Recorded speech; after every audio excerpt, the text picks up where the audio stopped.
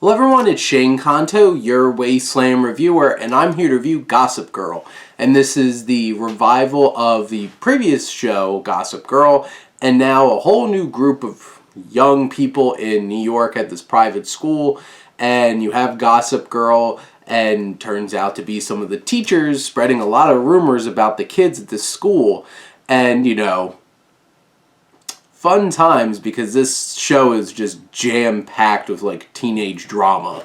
And right off the bat, if that's not your thing, I don't think this show's gonna be your thing. If you don't like melodrama and obnoxious, like over-the-top dramatic kinds of things like that, this basically feels like a teenage soap opera. And if that's really not for you, then Gossip Girl is probably not for you. But this series focuses on, at the core, Zoya and Julian, who are two sisters who have been really separated by their fathers, Jonathan Fernandez and Luke Kirby, which Luke Kirby's character really becomes a big part of part 2 of this season, because they did that stupid thing. And this is on HBO Max. It kept dropping with like 3 episodes at a time. And you have him kind of being like Me Too'd, and that becoming a big part of this season. And that's where a lot of like the deeper themes come in, is trying to tackle some relevant things. It tries to talk about COVID and, more like societal things, like the teachers having issues of not being appreciated, not being paid enough. And then you have all the lovely, relatable teenage drama that you could possibly have. You have two sisters who don't really see eye to eye, trying to connect. Their relationship in this first season feels too much like a roller coaster, where it's just like half an episode like they're best friends, and then they hate each other again, and over and over and over and over and over and over again. So that kind of felt repetitive. And of course, they're fighting over the same boy. And like that becomes a big part of the tensions between them. You have Max, Audrey, and Aki, who are all together a polyamorous relationship, and this season really deals with like them coming to grips with like, is this okay? And is this something they would all want to be together in? And like they keep putting like the 3 of them like kissing on each other as like the posters on like HBO Max, which is like provocative. And I could just keep going on and on and on and on about all these characters, because there's a ridiculous amount of characters in this show. And I think too many characters in the show to try to keep track of, that they try to have like speaking parts with and like some backstory. And then after a while, you're just overwhelmed by the amount of sheer character going on here. And the show talks about a lot of relevant and poignant issues. Might not do it in the most subtle ways, not the most in like well thought out ways. A lot of it feels very like trashy, kind of sleazy, reporting like TMZ kind of stuff. And like Gossip Girl is just like, we're churning the rumor mill. And you have all of that going on in this show.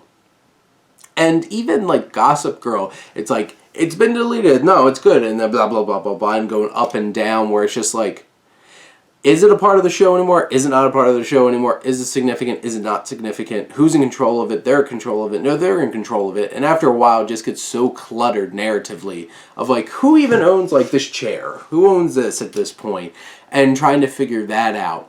I do feel like I said, this has a lot of relatable and interesting things that I hope that, all of the young people in this start like making connections and thinking about like all the crazy stuff that's been going on. And like the show will try to be like right in your face, telling you exactly what themes are supposed to be important. And there's not a whole lot of subtlety in this show. It's big, it's vibrant, it's sleek and upper class perspective. And you do have like struggles, especially with Zoya's familial situation with her and her dad, not having a whole lot of money, that causing tensions. And honestly, a lot of the stuff that deals with a lot of the teachers, I could have done without. Like, I didn't need to be sitting there as they're trying to figure out new research for Gossip Girl and posting that. And, like, okay, maybe not try to overclutter the show right off the bat. Maybe have that as, like, a mystery. Who's actually Gossip Girl? And, you know, they blow that surprise pretty early on in this season. So that's something that's known. And in general, I just think the show is exactly what you expect from Gossip Girl. Nothing more, nothing less. And if that's not your bag, then this one isn't going to be for you. But if it is and you really enjoy them, I'm sure you already have eaten up this new season of Gossip Girl. And you're all ready for another one. And we'll have to see when they're ready to give us another season of this show. Imagining that they did pretty well for themselves in terms of the ratings. But in the end, this is a very strongly acted series, I have to say. Like, Jordan Alexander is definitely a big part of that at the center as Julian. And, you know, we have really strong actors. It's a sleek production design. And, you know, you'll probably get some stragglers coming in, but maybe doing a little bit of extra to bring that holiday spark might bring some more people to the drive-in, checking out films, or going back out to the movies, or, you know, hanging out with our characters here and watching it there. And you have all this going on, so many different pieces of this show. It's messy, but if you're okay with the mess and deciphering it and wanting to have a fun time on it, good for you. Go check it out. But those are my thoughts on HBO Max's revival of Gossip Girl. Let me know what you think, and let's talk some TV. But thank you as always for tuning in and supporting your Wasteland reviewer.